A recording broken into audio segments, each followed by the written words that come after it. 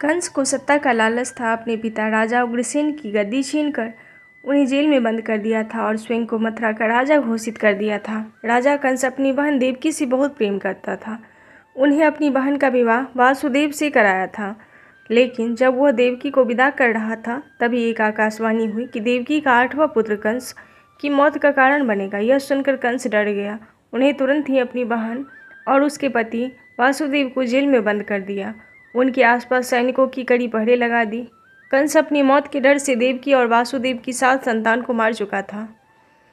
भाद्रपद मास कृष्ण पक्ष की अष्टमी तिथि को रोहिणी नक्षत्र के दिन बुधवार की अंधेरी रात में भगवान कृष्ण ने देवकी के 8वें संतान के रूप में जन्म लिया।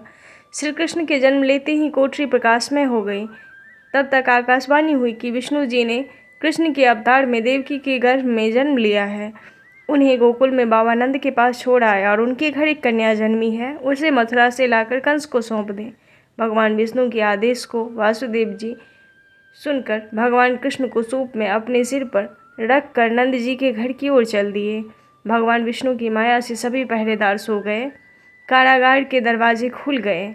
आकाशवाणी सुनते ही वासुदेव की हाथों की हथकड़ियाँ खुल गई। वासुदेव जी ने सूप में बाल गोपाल को रखकर सिर पर रख लिया और गोकुल की ओर चल पड़े। वासुदेव भगवान कृष्ण को लेकर नंद जी के यहाँ सकुशल पहुँच गए और वहाँ उनकी नवजात कन्या को लेकर वापस आ गए।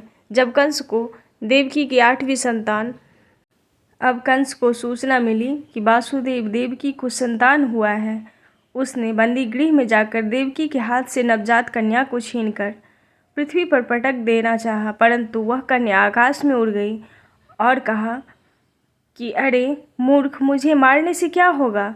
तुम्हें मारने को वृंदावन में जा पहुंचा है। वह जल्द ही तुम्हें तेरे पापों का दंड देगा। यह है कृष्ण जन्म की कथा।